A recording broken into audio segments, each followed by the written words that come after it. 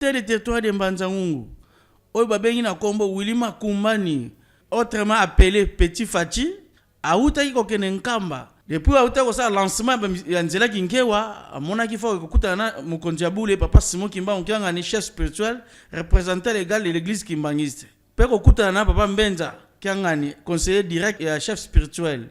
Kasi kokota na nkamba azalaki na lubongo te, akenda na ko visiter musée. Après ko visiter musée, akenda kotala misala oyo Papa André Mbenza kiangani asala ka conseiller direct ya chef spirituel. Atala ki place boko la bambisi ba etan pe akenda kotala babisika oyo alone la kaloso. Esala ki esengo makasi kotala ndenge misala ezoko salema na kati ya Mbanza. Sima na ngonde bayaki koyamba ye na mokonzi ya Bule Papa Simon Kimbangu kiangani na résidence. Kuna nde basololaki oyo basololaki bapesaki ba rapport nyonso. Sima nango bakena so kokutana na Papa André Mbenza kiangani conseiller direct ya Papa Simon Kimbangu kiangani. Nde kuna susu bautaki kosolola masolo oyo basololaki kati babongisaki makambo etali kaka nzela kinkewa pe misala ya kinkewa. Sima nango administrateur territoire ya Mbanzangungu Willy Makumbani, autrement appelé Petit Fati, azangaki maloba te. Ma présence est justifiée par rapport, tout d'abord, je peux dire, aux activités de développement qui se font par l'église kimbangiste. Il y a, c'est pas longtemps, je crois, 2 semaines passées, j'étais vers Kinkewa pour lancer les travaux de réhabilitation de la route Nzundu-Kinkewa. Une route de 13 km. Kinkewa, c'est un bassin agricole. C'est un milieu favorable, soit de l'église kimbangiste qui veut exploiter en agriculture, en mettant un centre agricole là-bas. Alors, comme nous avons commencé les travaux de réhabilitation de la route, je me suis dit non, vu aussi la grandeur des projets que Papa Simon a pour cette contrée-là, je m'étais dit, je dois m'impliquer personnellement étant autorité locale pour booster le développement de cette contrée-là et faciliter aussi l'église kimbangiste dans l'acquisition, soit de la protection des terres que les paysans, les endroits ont donné à l'église, et puis communier l'église kimbangiste et la population pour que cette population aussi puisse s'approprier de ces vastes projets de développement. Entendre parler de la bouche de Papa Simon Kiangani, j'ai vite compris, c'est vraiment un acteur de développement. À Kinkewa, il y a beaucoup de projets qui seront mis là-bas. Tout d'abord, je peux dire, par rapport à la riziculture, il y a des vastes étendues de culture de riz qui sera exploitée là-bas. C'est une chose de très importante. Il a aussi amené des vaches laitières. Dans les tout prochains jours, on va commencer à extraire les lait des vaches, toujours à Kinkewa. À part ça, il a aussi un autre projet de la transformation de la viande de bœuf en corned beef. Il y a beaucoup de projets. Alors, comme c'est dans mon territoire de Mbanzangungu, je ne peux qu'accompagner l'église kimbangiste pour la réalisation de tous ces projets-là. C'est pourquoi je suis venu partager, soit demander aussi la sagesse, la force à Papa Simon pour que ces projets puissent se réaliser dans notre territoire de Mbanzangungu, plus précisément à Kinkewa.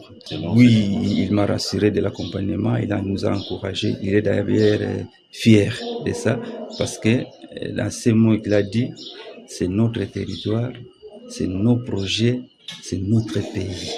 Donc tous, j'ai vite compris aussi son implication et sa joie de nous accompagner afin que nous aussi nous puissions accompagner les vastes projets de l'église kimbangiste. Nakoloba d'abord eza lipamboli, bénédiction monene et puis eza eloko moko eza historique, eza eloko pe esengo. C'est parce que dans l'église kimbangiste, au départ, tu vas comprendre la vision en moté. Mais actuellement, c'est comme une église universelle où nous avons que toutes les autorités du monde bazoko ya awa na mboka ya Nkamba.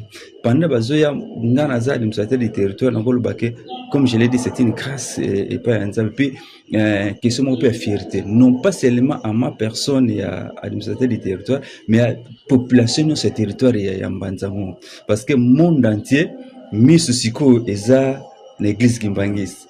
Et puis que l'église kimbangiste eza na République démocratique du Congo. na Congo central na territoire ya Mbanzango et puis eza na secteur ya Ntimanti.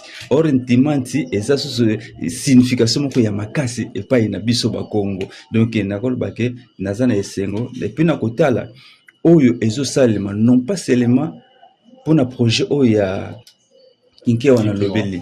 Mais ce côté dans Kamba, ozomona makambo o ezoko salema, c'est vraiment une grande ville en construction. Cette grande ville tant ekosila tout le monde saura que non vision. Oyo papa Simon Kimbangu Kiangani azanango eza vision pour que mutu azonga na esika na ye. Donc mingi tango bazoya pe na Kamba bazo kama ben frère boza na mboka izabo c'est une fierté. Lelo tonga tozoya toyoki pe na projet ya réhabilitation nzela nzela bazo sala la route de la passion réhabilitation pe soit de construction pe ya aéroport na biso ya Nkamba ezali. C'est pourquoi on a zo pesa pe sous merci pas seulement na papa Simon Kiangani mais merci na mokonzi mboka lisusu président Félix Antoine Tshisekedi Tshilombo parce que nazomona yepe à comprendre le sens oyo église kimbangisa zanango ya na kamabetali développement basé en presque na ba domaine nyonso oyo ko booster développement ya mboka na biso. On a merci sur le président République pour na bonne sélection nzela oyo pe aéroport oyo ya international ya Nkamba eza eloko moko ya mutu ya midok naza vraiment na sentiment et c'est pourquoi na ko senga pa na biso nyonso Kamba eza ville sainte na biso tozala bomoko tozala na pensée à développement pour que mboka na biso République démocratique du Congo qui me peut écouter to soutenir pe mokonzi ya mboka na bitumba o azobunda po bazobundisa ye na biloko pe o ya développement o ezosalem parce que monde entier lokola miso za awa na Nkamba bakuluka ba déstabiliser mboka na biso pour que makamba malamu emona na te ya on to sambela pe mingi pona mokonzi ya mboka nzamba pese sage